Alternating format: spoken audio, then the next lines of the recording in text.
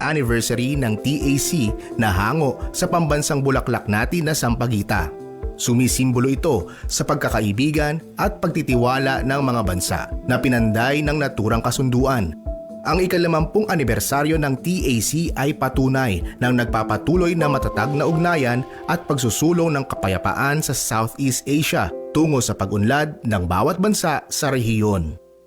Ilang dekada nang umaasa sa mano-manong pagtatanim ng palay ang mga magsasakang tulad ni Katao Binario ng Nueva Ecija.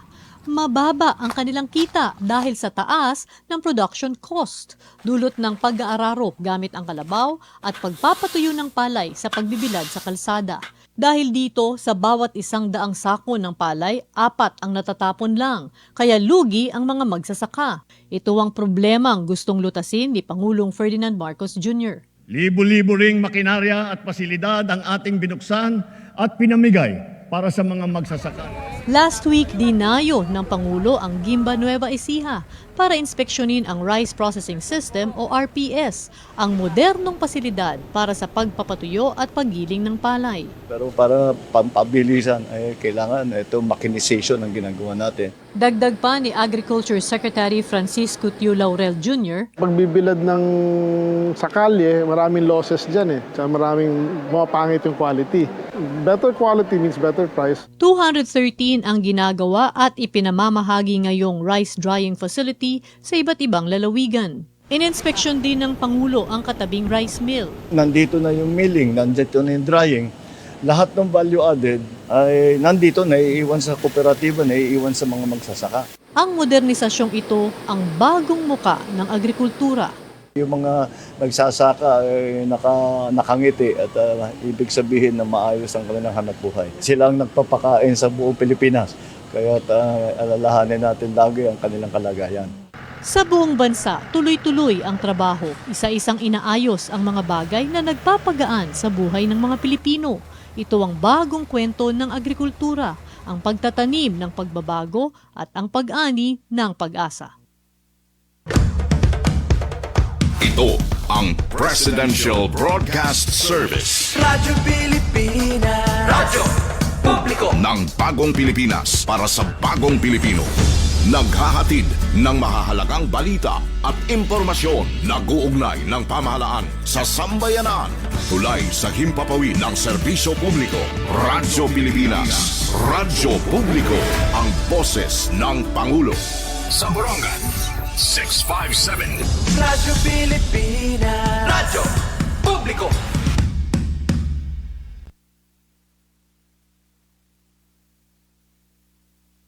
Narito na kabayan, ang programang Housing Rights with HSAC.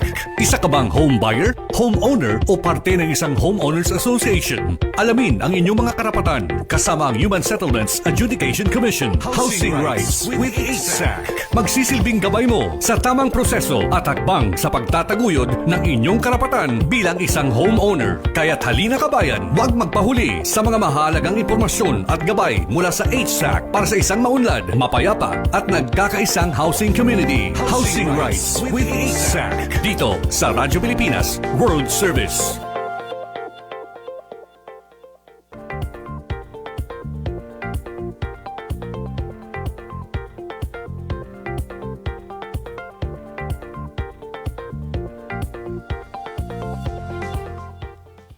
Magandang araw kabayan, Luzon, Visayas at Mindanao at sa iba't ibang panig ng mundo na nanonood at nakikinig sa atin. Welcome sa bagong programang handog ng Radyo Pilipinas World Service kasama ang Human Settlements and Adjudication Commission o HSAC. Ito po ang programang Housing Rights with HSAC at ako po ang inyong lingkod, Jerome Toledo.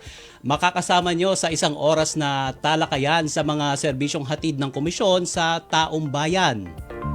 At ating pag-uusapan ang inyong mga karapatan, syempre bilang homeowner, home buyer at bilang miyembro ng Homeowners Association.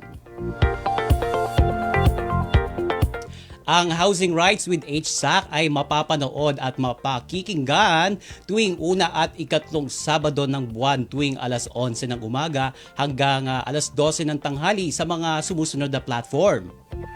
Unang-una po dyan sa ating social media platform.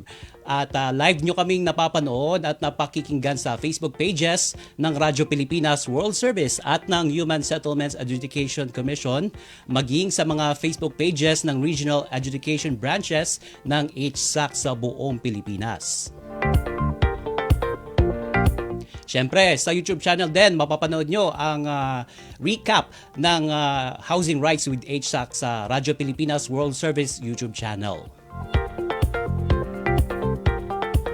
Kami rin po ay inyong mapapakinggan live sa aming audio streaming sa pamamagitan po ng PBS Evox Receiver app. At para naman sa ating mga overseas Filipinos living and working sa iba't ibang bahagi ng mundo, mapapakinggan niyo po ang programang ito sa shortwave radio broadcast sa mga sumusunod na shortwave frequencies. Yan po ay sa 9.370 MHz, 9.925 MHz at 12.120 MHz. At sa unang bahagi ng ating programa, itong pilot episode ng Housing Rights with HSAC ay pag-uusapan natin kung ano po ang Human Settlements and Adjudication Commission, ano ang kanilang mga mandato at ano ang kanilang jurisdiction. Mahalagang matalakay natin siyempre ang overview o yung kabuuan at ano ang kanilang mga alok na tulong at serbisyo para sa ating mga homeowners, homebuyers at homeowners association member. Siyempre kung ikaw ay isang overseas Filipino na working and living sa ibayang dagat, kailangan mo rin itong malaman. At siyempre sa ikalawang bahagi ng ating programa ay tatalakayin naman natin ang isang kaso patungkol sa refund. Mahalaga. Ito kasi kung ikaw kasi ay nakabili isang property na inakala mo ay makukuha mo kung ano ang nakasaad sa papel. Pero iba pala yung naging resulta. So, ihimayin natin niya para sa inyo sa kabuuan ng ating programa. Samantala, sa pilot episode ng ating programa ay kasama na natin ang ating resource person / co-host na rin sa episode na ito. Ang Attorney 5 mula po sa Office of Commissioner Michael Toribel, si Attorney Laura Marinel Alfiler. Magandang araw po, Attorney Nel. Thank you so much sa pag-grace sa aming pilot episode ng Housing Rights with HSAC. Wow, maraming salamat Sir Jerome, no? Nakakatuwa, first episode pala to. Yes. No? Yes, sa ngalan po ng Human Settlements Adjudication Commission o HSAC, sa ilalim ng liderato ni Executive Commissioner Avelino D. Tolentino III, nais po namang ipakilala ang programang Housing Rights with HSAC. Isa po itong bagong radio show ng aming komisyon. Kasama kayo, Sir Jerome, yes. Radyo Pilipinas World Service, na naglalayang ibahagi ang aming mandato. Ano nga bang HSAC? At mapag-uusapan natin ang ilang mahalagang polisiya at related cases na dinisyonan ng Korte Suprema. We're also looking forward, no? Ang reach natin worldwide na. Yes. Hindi lang basta dito sa Pilipinas, kundi sa buong iba't ibang panig ng mundo. Yes, dati ang aming reach lang ay nationwide. Ngayon, worldwide na kasi para sa mga kababayan natin in abroad. Sana makatulong tayo sa kanila in further understanding their housing rights and how can they better protect themselves. Pero Sir Jerome, nais kong ipaalala, ang ating mga anumang pag-uusapan dito ay guide lamang. Yes, ang HSAC po ay nagre-resolba ayon sa merits at case-to-case basis kumbaga. No, nakadepende pa rin ang magiging desisyon base sa ebidensya na ipepresenta ng bawat panig. Yan. At ang ulitin natin yung disclaimer na yan. So, kapag pag-uusapan natin itong case ng refund maya-maya sa kabuuan ng ating programa.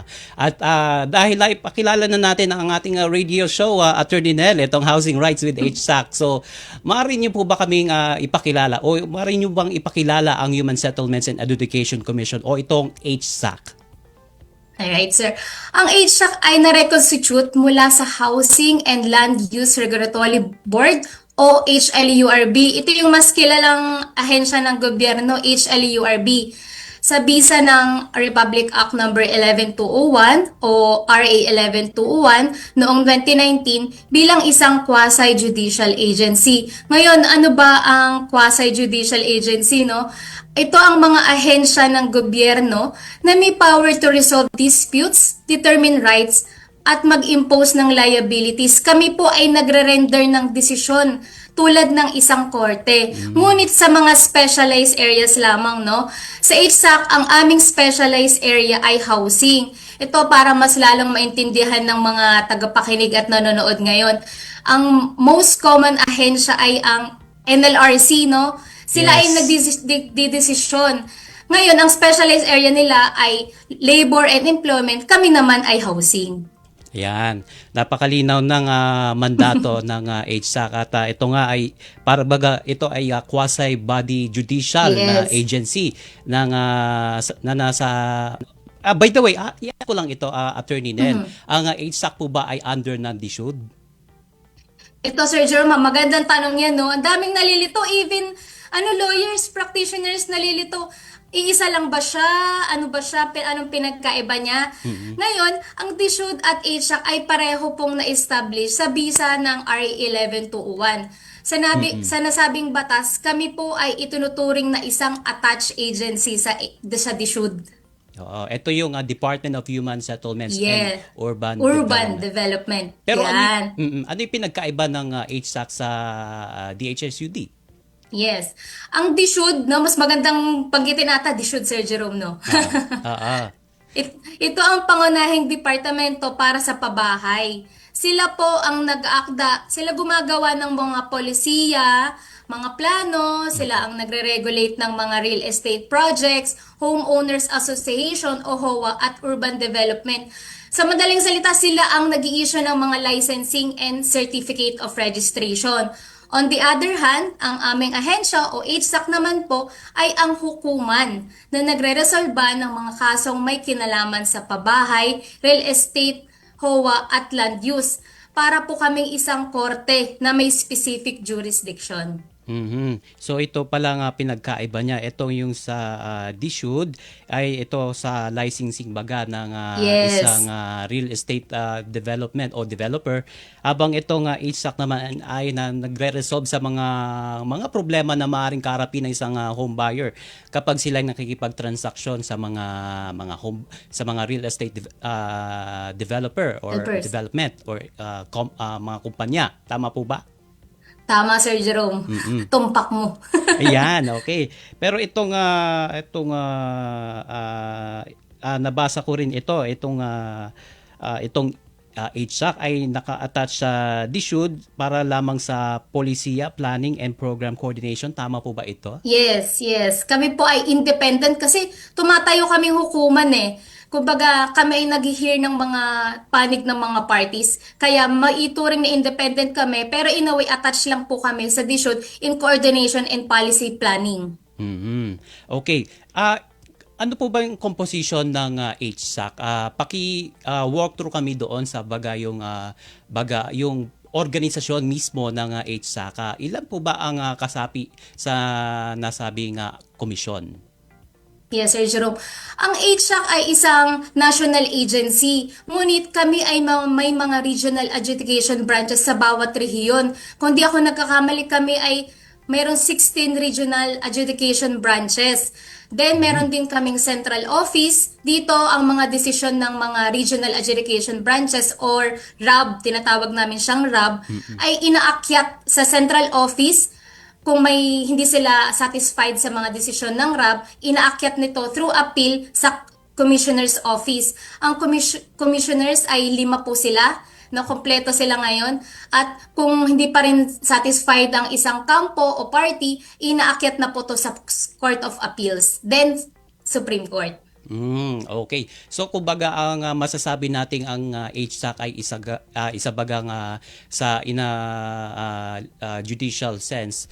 Ito ay isang regional trial court or municipal trial court. Yes. Okay, so maaari niyo po bang expound sa ating mga taga-subaybay, Attorney Nel, kung ano-ano mga kaso ang maaaring idulog ng home buyer, homeowner at miyembro ng Homeowners Association sa HSAC? Ano po ba ang kayang i-handle na kaso ng HSAC? Una po, kami ay may jurisdiction sa disputes na may kinalaman sa real estate development. Tulad ng paghingi ng refund. Ito, pag-uusapan natin to Sir Jerome mamaya, no? Expound natin tong refund.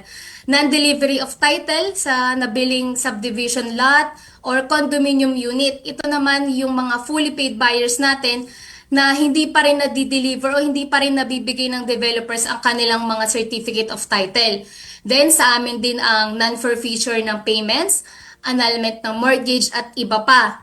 Ito naman sa kabilang side, maaari ding i-file nila ang mga kasong may kinalaman sa Homeowners Association or HOA tulad ng violation of association bylaws at election complaint. Kami rin po ang nagre-resolba sa mga apela ng mga desisyon ng mga local at regional planning at zoning bodies. Kapag pasok po ang sa mga nabanggit na issue ang inyong problema at nakapag-decide na po kayong magsampa ng reklamo sa HSAC, may ituring na po itong full-blown case. Ngayon, ano ba ang full-blown case? Ito yung mga masasabi mong full-blown case na kasi ang bawat panig, bawat parties, may chance sila na magpresenta ng kanya-kanya nilang ebidensya at ang HSAC ay nagre-resolba based on merits. Okay. Pero ano itong mga kaso na inyong dinidinig? May kinalaman ba ito sa kung yung mga problema sa homeowners association like yung problema sa mga problema sa kanilang komunidad tulad ng mga pailaw, mga koleksyon ng mga basura, tama po ba ito, Attorney Nel?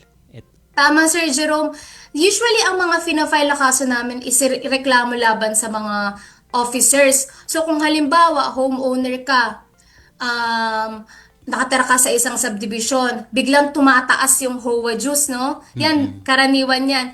Ngayon, pwede mong i-challenge yung validity ng kanilang act ng mga officers sa pagbiglang pagtaas ng HOA dues. Yang i-relate din natin sa sinabi mo, Sir Jerome, na hindi nabibigyan or hindi na maintain ng HOA yung mga pag-collect ng basura, pagbibigay ng mga ilaw, maaari rin po itong i-file sa amin. At syempre, kasama ba dito, matanong ko na rin to, Attorney Nel, kasama ba dito yung mga away ng mga magkakapitbahay ba? Kasama rin ba dito sa mga idinudulog?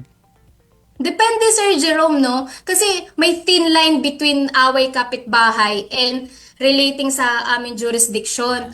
Kung halimbawa, ang away mo sa kapitbahay mo ay related sa deed of restriction, no? O kaya naman pag-permit sa construction ng pagbabago mo sa bahay mo na related ang HOA, ito ay maaring i-file sa amin. Okay. Pero nabanggit nyo to, Attorney Nel, kanina lang, itong yung mga kaso na hinahawakan ng HSAC. Ito yung appeal from decision sa mga local and regional planning and zoning bodies. Expound nga kung ano itong zoning bodies na inyong hinahawakan. Ayan po, ito hindi rin to masyadong alam ng mga tao. Kami po ang humahawak ng mga appeals from the decisions of LZBAA or local at zoning planning at zoning bodies. Halimbawa po, ako ay isang business owner or sabihin mo ng private person, nag-apply ako ng locational clearance. Halimbawa, Mandaluyong, di na tayo lalayo, no? Sa Mandaluyong, LGU Mandaluyong. Tapos, dininay ng LZBAA or local zoning body. Ngayon, ang remedy ko ay mag-file ng appeal sa amin. Ngayon, kami naman ang nagre-resolve sa central office. Okay. Yes. Mga locational clearance, application for exception, yan, sa amin yan, and variance. Okay. And kapag hindi nga na-resolve nga yung mga problema patungkol dyan, so aakyat yan ng aakyat para baga nga mag-escalate yan hanggang sa makarating nga doon sa Court of Appeals para magkaroon nga ng linaw doon sa kaso na yon. Tama po ba, Attorney Nel? Tama, Sir Jerome. Okay. Balikan natin itong mandato ng HSAC, particular dito sa mga commissioners natin. So binubuo nga ng 5 commissioners ito, Attorney Nel. So ano po eksakto ang ginagawa ng mga commissioners na ito kapag nakarating na sa kanila yung mga cases na hindi maresolba doon sa regional level? Ayan, Sir Jerome. Tulad ng sabi ko kanina, meron tayong 5 commissioners, no? May ang commissioners ay may appellate jurisdiction. So kung ang party nag-file ng kaso sa Regional Adjudication Branch, kunyari si buyer nag-file siya ng kaso for refund, tapos sa dahilan, no, sa kahit anong rason, no, ay hindi na grant. Halimbawa, hindi siya nakapresentang ebidensya, nagkulang ang ebidensya na kanyang napresenta sa Regional Adjudication Branch, pwede siyang mag-file ng appeal within 15 days from receipt of the RAB decision. Iaakyat ito sa central office. Ngayon sa central office, nandun ang 5 commissioners. Sila ang magde-decide kung mayroon bang merit ang isang appeal. So, mayroon ding pagkakataon ang kabilang party na mag-file ng counter memorandum. So, hindi siya full trial type ang commission level. However, merong kapangyarihan ang commissioners na magpatawag ng clarificatory hearing at mag-submit ng mga panibagong ebidensya. Dito sa example ko kanina, ngayon ang buyer, maaring at the time na nag-file siya ng appeal, nakaipon na siya, no? Nahanap niya na yung mga resibo, no? So ngayon sa appeal, pwede niya nang i-file yon at pwede nang mag-grant ang kanyang refund. Okay. Ito naman ang appellate jurisdiction naman is kung hindi lang satisfied ang isang party, doon lang pumapasok yung commissioners through appeal. Through appeal. Okay. Malinaw Yes. yan sa ating mga tagapanood at tagapakinig. So yan yung mga proseso na mapagdadaanan ng isang home buyer kung meron silang problema na nais idulog sa HSAC. Pero etong balik tayo dito sa cases na mga hinawakan ng HSAC. So nakita ko rin na merong kasama rin po ba dito ang memorial parks din ba, Attorney Nel, sa hinahawakan? Paano po ba ang proseso dito? Parehas lang po ba ito sa mga subdivisions or condominiums? Parehas lang, Sir Jerome, no? Mag-uumpisa ang kaso through pagfa-file ng verified complaint sa regional adjudication branches. Wala namang substantial distinction if bumili ka ng house and lot sa subdivision o bumili ka ng condominium unit naman, no, building na ito, or sa mga memorial parks natin. Wala siyang substantial distinction. Iisa lang din ang proseso nito. So parehas lang din baga ang proseso at pagtingin ng HSAC sa mga ganitong mga kaso. Tama, Sir Jerome. Okay, so nalaman natin yung mga mandato ng HSAC. So nalaman natin na ang hinahawakan nilang kaso ay may patungkol sa mga subdivision, condominiums, memorial parks, at yung mga kahalintulad pang mga real estate development. At syempre kasama din sa mga hinahawakan nila ay itong mga patakaran sa mga home o sa mga asosasyon, sa mga subdivisions, kung meron bang may mga hindi patas na pagbibigay ng dues or association dues o kung ano pa man. So, di ba?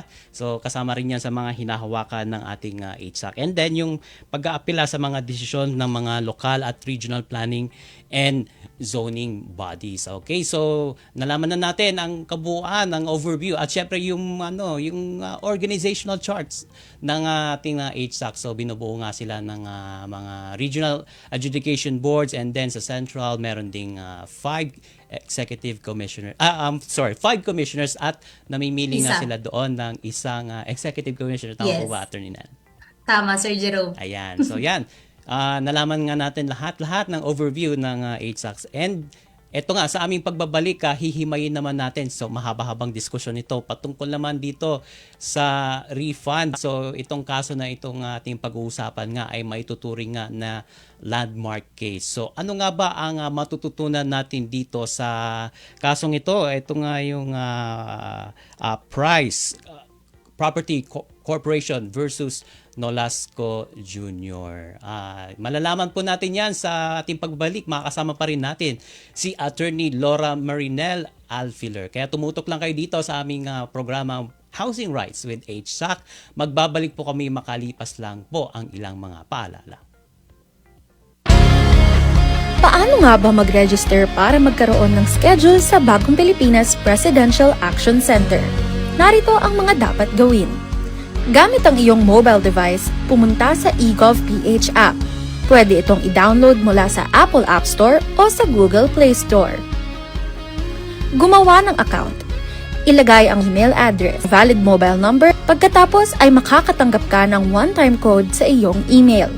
Gamitin ang code sa eGov app para sa verification ng iyong account at ng mga impormasyong ibinigay. Congratulations! Meron ka ng eGov.ph app account. Pwede mo na ma-access ang iba't ibang serbisyo ng gobyerno kabilang ang mga serbisyo sa Bagong Pilipinas Presidential Action Center. Mabilisang trivia, dagdag talino. Heto na ang Dagling Kaalaman. Nasubukan niyo na bang gumamit ng QR codes? Ang QR codes o Quick Response Codes ay naimbento noong 1994 ni Masahiro Hara, isang engineer ng Japanese company na Denso Wave. Pangunahing layunin nito ang pag-label at i-track ang automotive parts. Sa pagnanais na maikalat at makatulong ito sa lipunan, isinulong ng Denso ang Advanced International Standardization at ginawang open source ang technology. At ngayon, ito ay ginagamit na sa lahat, mula sa mobile payments hanggang sa restaurants, event tickets at authentication system. Kaunting kaalaman na malaking dagdag talino. Abangan muli ang susunod na Dagling Kaalaman. Itinuloy na po natin ang zero balance billing. Libre po. Ibig sabihin, ang serbisyo sa basic accommodation sa ating mga DOH na ospital, wala nang babayaran ang pasyente. Po, ang dami pong challenge, hindi po namin alam kung saan namin kukunin, ganon, nag-iisip kung paano namin mababayaran. Siyempre po, masaya, super saya po dahil na zero billing po kami. Opo, malaking ano po talaga, malaking tulong po. Mabilis lang din po. Bayad na ang bill ninyo. Uulitin ko, wala nang kailangan bayaran ng pasyente basta sa DOH Hospital dahil bayad na po ang bill ninyo. Naiyak ako kasi sobrang saya. Maraming salamat po, Mr. President Bongbong Marcos Jr. Hindi kami nagkamali ng taong ihinalal.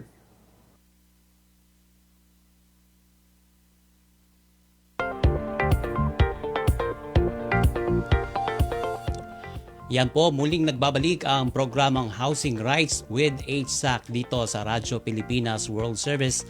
Kasama po ang inyong lingkod, Jerome Toledo. At katulad ng ating nabanggit kanina, bago tayo nagbigay daan sa ating mga paalala, tatalakayin natin itong kaso ng refund. At bakit nga ba mahalaga na matalakay natin ito? Kasi ito ay solid bayad sa mga pinili nating serbisyo kung may hahambing natin. At para matalakay natin ang isyong yan at papaano nga ano ang matututunan natin dito, makakasama pa rin natin sa programa si Attorney Laura Marinel Alfiler, Attorney 5 mula po sa Office of Commissioner Michael P. Cloribel ng Human Settlement Adjudication Commission. Magandang umaga po muli, Attorney Nel. Magandang umaga, Sir Jerome. Attorney Nel na lang talaga nung haba ng pangalan ko. Yeah. Yan, medyo papaiksiin na lang natin yes. Yan. Okay. Ito naman, pag-uusapan naman natin ngayon na Attorney Nel, itong isang kaso na may kinalaman sa refund. Isa sa mga maituturing na, itong refund, itong landmark case pagdating sa usaping refund, ay ang Price Properties Corporation versus Nolasco Jr. na niresolba po ng ating Korte Suprema noong ika-24 ng Agosto taong 2020. Ito po ang Price Properties ay petitioner sa kasong ito habang si Narciso Nolasco Jr. ay respondent naman sa kasong yan. Pero disclaimer paalala lang po sa ating mga taga-subaybay, ang ating magiging diskusyon patungkol dito ay gabay lamang o guide. Dahil lahat naman po ng kasong idinudulog sa Human Settlements Adjudication Commission o HSAC ay nire-resolba ayon sa merito nito o ito nga tinatawag na case-to-case basis. Pero pakikwento nga po ano ang nangyari dito sa kasong ito, Attorney Nel? Jerome, no, ang pag-uusapan po natin ngayon ay isang kaso tungkol sa refund sa biniling subdivision lot ni Mr. Nolasco Jr. mula sa Price Properties Corporation o Price. Si Nolasco dito ay isang buyer, si Price naman ay isang developer. At dito malalaman natin ang naging bahagi ng Macedalo. Para sa mga nanonood at tagapakinig natin, mahalaga ang Macedalo o RA number 6552 dahil nagbibigay ito ng proteksyon sa mga bumibili ng real estate property na hulugan or installment basis. Dito, nagsampa ng kaso si Mr. Nolasco noong 1999 sa Regional Trial Court laban sa Price Corporation. Ayon sa kanya, sa buyer, bumili siya ng 3 lote sa Cagayan de Oro noong 1995 at nakapagbayad ng kabuuang deposito. Dagdag niya, hindi na i-deliver sa kanya ang mga kopya ng Certificate of Title at ang sales agreement. Nung matanggap na ni Nolasco ang nasabing sales agreement, nagulat siya. Nagulat si Sir Jerome kasi may mga terms and conditions na unacceptable sa kanya na kaya naman hindi niya pinirmahan yung mga sales agreement. Pero Attorney Nel, maputol lang kita dyan. Ano yung mga unacceptable conditions na kanyang na-encountered nung mabili niya itong 3 lote dyan sa Cagayan de Oro?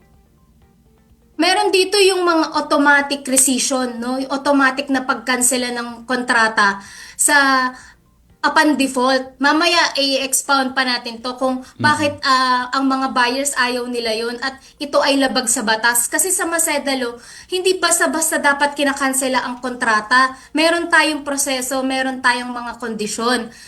Dito sa kaso na to, since hindi nga siya pumirma, nanindigan si buyer na walang nabuong formal na kasunduan or meeting of the minds sa pagitan nila ni Price. Ito ang naging dahilan kung bakit humingi na siya ng refund at iba pang mga karagdagang damages o danyos na hindi naman to tinugunan ni developer o ni Price. Okay. So, yun nga, nagkaroon nga ng problema doon sa pagbili. O doon nga sa pag-purchase nga itong si Ginoong Narciso Nolasco, yan. So nagkaroon siya ng problema sa pagbili. So ang tanong diyan, bakit ito isusunod na tanong diyan, bakit nga ba tumangging magbayad ng refund ang Price Properties Corporation?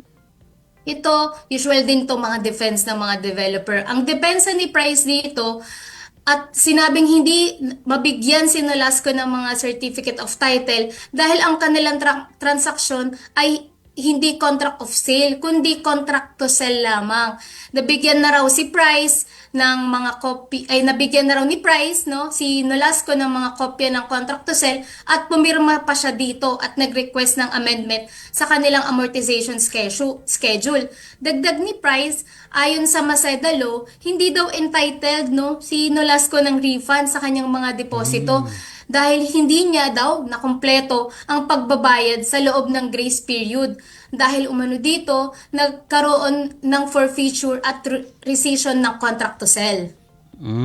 Okay, so nagkaroon nga ng problema dito kasi na-mention mo nga kanina, Attorney Nel, bumili itong si Nolasco ng 3 lote mula sa nasabing kumpanya at nagbayad nga siya ng installment ngunit hindi niya nilagdaan itong tinatawag na contract to sell dahil sa mga hindi katanggap-tanggap na kondisyon. And ito hindi rin nag-deliver ng title din, si property, si Price doon sa etong si Nolasco. At ang issue diyan kasi naging valid ba yung naging kanselasyon ng Price sa ilalim ng Macedalo? Dito Sir Jerome sa desisyon na to, hindi naging valid yung cancellation ni Price, Bilang isang potential home buyer o homeowner ka na, sa ating mga kababayan dyan, kayo po ay may mga karapatan, hindi basta-basta nakakansela ang mga titulo. Una, kung ang kontrata sa may mga dalawang issues dito sa kaso nito. Una, kung ang kontrata sa pagitan ni Nolasco at Price ay nakansela ng naayon sa Maceda Law. At pangalawa, kung mababawi pa ba ni Nolasco ang kanyang mga binayad. Dito sa kaso na to, nag-decide ang Supreme Court na hindi valid ang cancellation, no? Kasi hindi naayon sa Maceda Law. Una, no, ang ginawa lang ni Price dito, nag-send ng demand letter. No, sa Maceda Law, hindi lang basta-basta demand letter. Dagdag ko pa, Sir Jerome, no, very usual ito. Ang cancellation ng developer, sinesend through email. No, hindi po pwede yan. Ang cancellation po ay dapat through a notarial act. Notaryado po dapat ang notice of cancellation. Hindi lang ito basta through email or minsan meron pa may mga through text ng mga agent ng mga real estate developers. So kung hindi po valid ang cancellation, ang kontrata po ay nananatiling valid and subsisting. Ito nga nangailangan dapat ng notaryo kasi ito nga it involves itong property and then syempre involved dito ang pera syempre. Kailangan din na dokumentado yung pagbili ng pagbili ng property and also kapag ito nga papakancel so kailangan din manotarize din para at least maging malinaw nga na and official yung pagkansela doon sa nasabing pagbili ng property. Tama po ba, Attorney Nel? Tama, Sir Jerome. Tapos, hindi lang basta cancellation, no? Maaari din magkaroon ng equitable refund o may cash surrender value din para maging valid ang isang cancellation. So bukod sa notarial cancellation, kailangan may kalakip din itong pag-refund, no? Depende kung gaano katagal na nakapagbayad ang isang buyer para masasabing perfect na ang pag-cancel ng kontrata. Okay. So gaano ba o mababalik ba ng buo yung kanyang binayad na property kung maisip man o kung makita nga niya sa kaso nga ito Attorney Nel nakita nga na merong bagang irregularidad doon sa pagbili ng kanyang property, masusuoli ba ng buo yung kanyang binayad? Bago yan, Sir Jerome, pag-usapan muna natin, no, yung issue kung valid ba. Katulad kanina, uulitin ko. Mainam na maintindihan ng ating mga kababayan na may mga kondisyon bago pwede i-cancela ng seller. Una, kung si buyer ay hindi nakapagbayad lamang ng mababa pa sa 2 taon ng installment, ang seller ay dapat magbigay ng 60-day grace period mula sa due date ng installment upang mabayaran niya pa, no? Meron siyang grace period, hindi agad-agad na hindi ka nakapagbayad ng due date, cancel na agad. Meron ka pang 60-day para habulin, no? Kasi maaaring nung 60-day na yun, makapag-ipon ka pa makakuha ka pa ng pera or maaari ding na nakalimutan mo lang na nakapagbayad ka. Pangalawa, ang seller, tulad ng sabi ko kanina, dapat magbigay ng notarized notice of cancellation. At kung hindi pa rin nabayaran ni buyer matapos ang 30 days mula sa pagtanggap ng notarized notice of cancellation, dito pa lamang pwedeng i-cancela ang kontrata. Dito sa kaso ni Nolasco, ang demand letter na pinadala ni Price ay hindi may ituring na sufficient notice of cancellation dahil nga hindi ito notaryado. Malinaw, no? At walang pag-aalinlangan na notice ng pagkansela o pagsasawalang bisa ng kontrata ang Price kaya hindi napawalang bisa ang kontrata. At dito nga po, no, mas nagiging malinaw yung isa pang issue dahil walang nangyaring valid rescission, ang kontrata ay nananatiling bisa at valid. No, ayon din sa Maceda Law o ulitin ko RA 6552 pero mas kilala tong Maceda Law. Base rin dito ang sa mga nakaraang desisyon ng Korte Suprema, ang isang defaulting buyer ay may options, no? May option siya. Una, pwede pa rin niyang bayaran in advance. Second, pwede pa rin niyang bayaran yung balanse, no? At pangatlo, humingi ng refund. Sa kaso na to, ang piniling option ni Mr. Nolasco ay refund. No, tandaan po natin, ayon sa hatol ng Korte Suprema, tama po ang naging hakbang ni Nolasco na piliin ang paghingi ng equitable refund para sa kanyang mga na-deposit. So, ang ending nito, Sir Jerome, happy ending sa buyers. Yes, na-refund ang kanyang mga nabayad.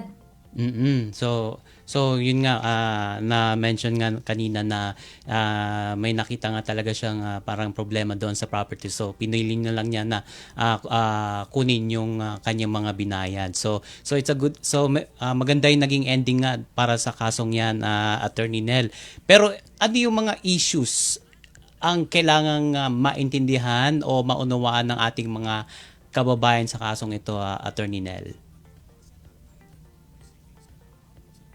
Sir Jerome, no, bilang isang potential home buyer o katulad sabi ko kanina, or homeowner ka na, I would like to give emphasis, no, ang daming OFW sa atin na bumibili ng lupa. Pag umuwi dito, nagbabakasyon, ayan, pupunta sa mga home expo, bibili agad ng bahay, magda-down payment. Kasi we have to accept, no, talagang pangarap natin yan, pangarap ng bawat Pilipino na magkaroon ng sariling bahay. Tahanan na masasabi mong, sa akin to pinaghirapan ko to, no, dugot pawis yan na pinagtrabahuhan ng ating kababayan abroad, no. Ang issues na dapat tandaan dito is, una, kung ang kontrata sa pagitan ni Nolasco at Price ay nakansela nga, no, ayon sa Maseda Law. At pangalawa, kung mababawi pa ba ni Nolasco ang kanyang mga binayad. Tulad ng discussion ko kanina, yun nga, no, hindi in accordance with the law ang pag-cancel. Kaya naging valid ng subsisting. Ngunit, ang buyer nga ay may 3 opsyon at ang kanyang pangatlong opsyon na refund ang kanyang napili. At ito naman ay ginrant ng korte hanggang sa Supreme Court. Okay. So, and also, ano yung mga kinahinatnan ng kasong ito? And paano po makakatulong? Paano ito makakatulong sa ating mga kababayan? Kasama na po ang ating yung mga overseas Filipino workers na nagbabalak bumili na isang bahay. Dito sa kaso na ito, malalaman nila ang kanilang mga options o kanilang mga karapatan in relation to Maseda Law. Dito din, diniscuss ng Supreme Court kung ang buyer naman ay nakapagbayad ng at least 24 monthly installment. Kasi dito kay Nolasco, less than 24 months of installment. Ngunit meron ding ibang karapatan naman ang mga buyers kung at least 24 months monthly installment. Meron yung mga percentage, Sir Jerome, no? Kung ipapaliwanag ko lang, no, kung ang buyer ay nakapagbayad ng at least 24 months of installment, meron siyang pagkakataon o karapatan na magbayad pa without additional interest of the unpaid monthly installment due within the total grace period earned by him. So kung kay Nolasco, meron siyang 60 days grace period.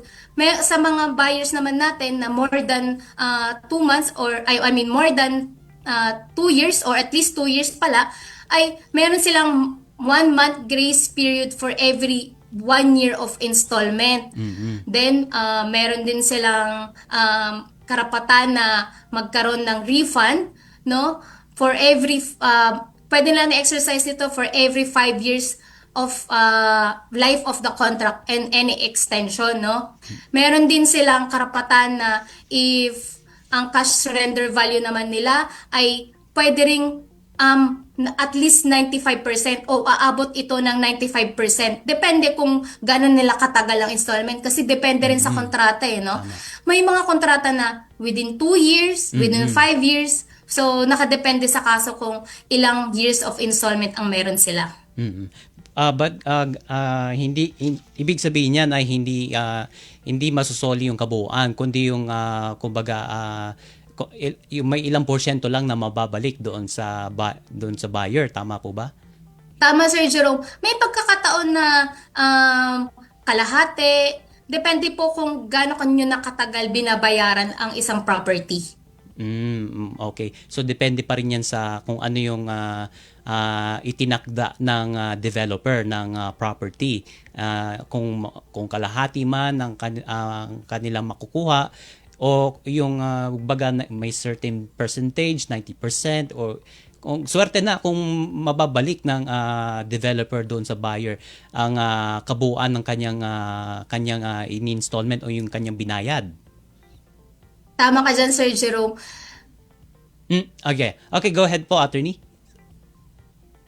So, kung nakapagbayad po siya, Ngunit dito sa kaso na to, ang inaward ni Supreme Court ay kabuang deposito, no? Lahat ng kanyang nabayad. Ayan, so yung kabuuan. Okay. And yung mga ano yung aral na makukuha natin dito sa ganitong kaso, siyempre pera to pinaghirapan to ng isang buyer, regardless kung government employee ka man or kung private worker ka man or overseas Filipino workers. Ano yung talagang yung baga-aral na makukuha natin dito? Paano ba magiging maingat ang isang buyer sa pagbili ng property? Ayan. Sa kaso na ito, sana nalaman no, ng mga tagapakinig at nanonood ngayon na may karapatan sila. Kasi yun nga, bibili sila ng lupa't bahay or even condominium unit. Then, sa mga hindi alam na dahilan o minsan nagkakaroon tayo ng mga pagsubok sa buhay, hindi na nila nababayaran pa. Ngayon, meron pa po ba akong habol, ganyan ang mga buyers natin. Sa kasong ito, natutunan nila na hindi agad-agad pwedeng i-cancela ang kontrata. No, may procedure, may mga kondisyon na dapat sundin ang developer at seller bago maging valid ang cancellation. At kung hindi naman valid ang cancellation, pwede pa silang makapagbayad sa grace period. Then, meron din silang cash surrender value or refund. Yun. So yung assurance na sinabi nga ni Attorney Nel, may karapatan ang bawat buyer sa kanilang binili. At syempre, kailangan nilang matutunan lang itong mga ganitong kanilang karapatan. Pwede sila magtanong sa mga lawyers kung paano ang magiging proseso. At syempre, wag nating kalilimutan kung may problema man sa pagbili ng kanilang mga property, pwede silang sumaguni anytime dito sa Human Settlements Adjudication Commission, Attorney Nel. At paano ba ang magiging sistema dito, Attorney Nel? So, paano ba sila paano ba mako-contact ng isang buyer ang HSAC para isumbong nila o kanilang iapila itong mga ganitong gawain ng mga developer? Sir Jerome, maaari po nila kaming kontakin sa aming cellphone number 0917-837-5380 o pwede rin silang mag-email info@hsac.gov.ph or hsac.gov.ph po yan. Pwede rin po nila kaming bisitahin sa aming Facebook page at hsacph o ang aming website na hsac.gov.ph. Nandyan po yung directory ng Central Office at Regional Adjudication Branches. Makita din nila dyan yung mga addresses, no, ng mga Regional Adjudication Branches. So makita nila kung nasaan ba ang mga opisina ng mga RAB.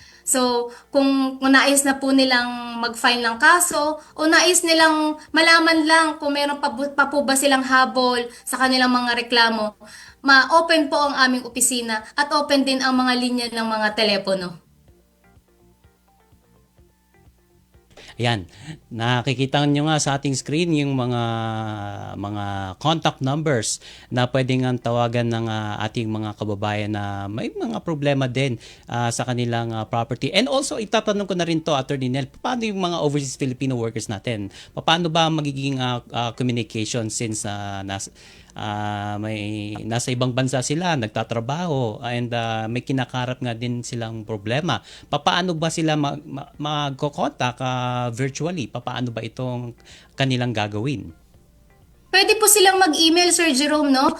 Sa info@hsac.gov.ph. Ulitin ko, no? hsac.gov.ph. Kung medyo nahihiya naman sila sa email kasi sa ibang tao medyo bakit naman email daw, no? Meron din kaming Facebook page. Yan masisipag ang ating mga taga Public Affairs Division at hsacph. Yan. Ayan. So, ulitin lang natin yung contact numbers ng mga dito sa HSAC sa Central Office kung paano sila ma-reach out. Attorney Nel, go ahead. Ang aming cellphone number po muli 0917-837-5380. Okay. So ito yung official na kanilang contact number. At pwede nyo rin silang i-reach out dito sa kanilang email address info@hsac.gov.ph. And yung response time po ba neto, gaano po ba katagal? Siyempre gusto nila may resolution agad sa kanilang problema, attorney. Resolution time, sir, sa kanilang inquiry o sa resolution sa kaso? Sa kanilang inquiry pa lang, Attorney Nel. Kala ko, Sir Jerome, sa kaso na agad. Sa kaso na agad, Sa no? inquiry naman, Yan. hanggat maaari po is within 1 day o kinabukasan po agad, no? Yan ang direktiba ng aming mga commissioners. Pinakamabilis dapat ang aksyon, no? Ngunit depende ito kung gaano kahirap o gaano kadami yung kanilang mga inquiries. Kasi may mga pagkakataon na ang kanilang inquiry ay mahaba o komplikado. Kailangan na itong iakyat sa legal division at mag-render sila ng legal opinion. Okay, so depende pa yan kung ano kung gaano karami and gaano katindi yung kanilang problemang idinudulog sa HSAC. So, yes. oo. Ngunit paalala ko lang, Sir Jerome, no, guide lang iyon, no? Kasi kung sila ay magtatanong, no, sa particular na kaso, guide lang yon sa kanila. Usually, dinidiscuss lang ng ating information kung paano mag-file ng kaso, kung ano yung mga karapatan na maaaring i-apply sa isang kaso, mga procedures na dapat gawin. Ngunit, depende pa din ito sa kapag meron ng verified complaint, meron ng formal na kaso, depende pa rin sa mga ipepresentang ebidensya o depensa naman ng kabilang panig. So yun. So kung merong mga problema ang ating mga kababayan sa kanilang property ay hinikayat natin silang pumunta or makipag-ugnayan dito sa Human Settlements Adjudication Commission sa kanilang public affairs upang resolbahin ang kanilang mga problema dito. Ulitin natin, ang kanilang contact number ay 0917-837-5380. At syempre kung preferred nyo naman ang email info@hsac.gov.ph.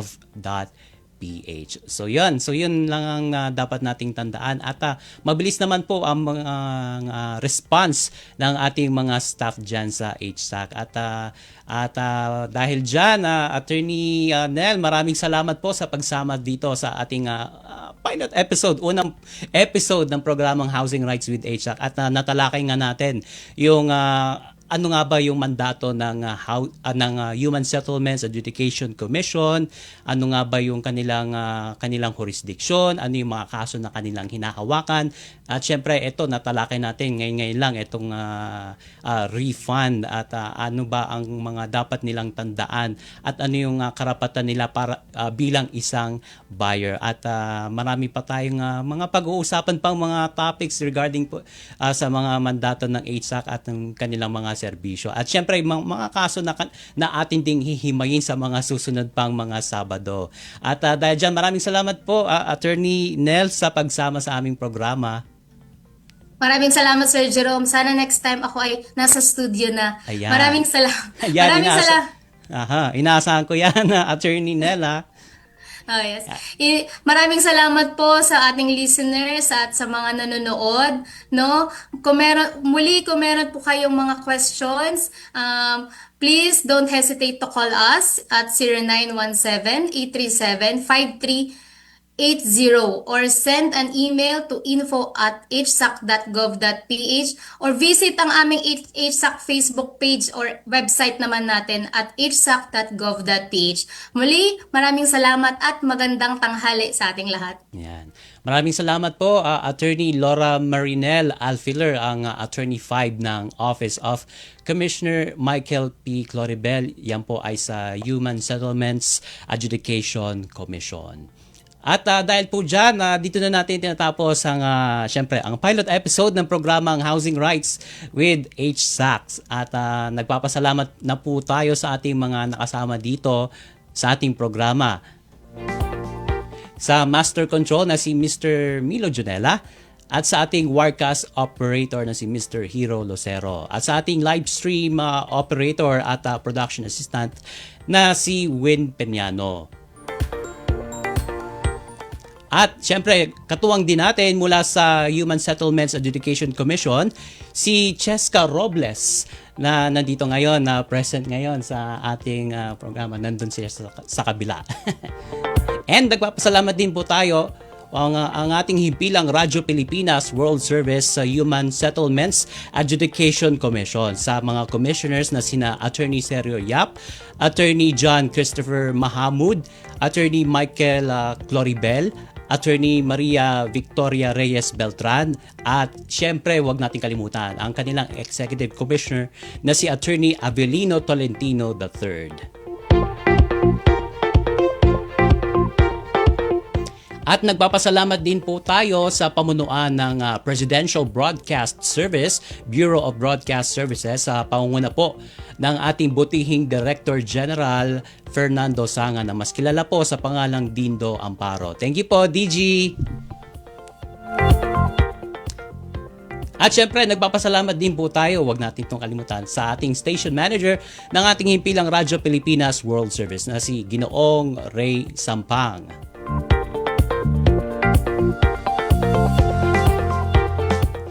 Well, ako po ang inyong lingkod, Jerome Toledo, naghatid sa inyo sa programang Housing Rights with HSAC. Hanggang sa susunod na episode ng ating programang Housing Rights with HSAC. Ito ang Presidential Broadcast Service. Radyo Pilipinas. Radyo Publiko ng bagong Pilipinas para sa bagong Pilipino. Naghahatid ng mahahalagang balita at impormasyon na guugnay ng pamahalaan sa sambayanan. Tulay sa himpapawid ng serbisyo publiko. Radyo Pilipinas. Radyo Publiko. Ang boses ng Pangulo.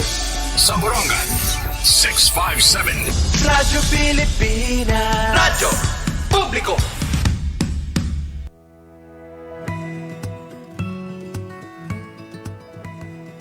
Sa isang bagong Pilipinas, hindi dapat makamba ang pamilyang Pilipino sa mga bayarin sa ospital.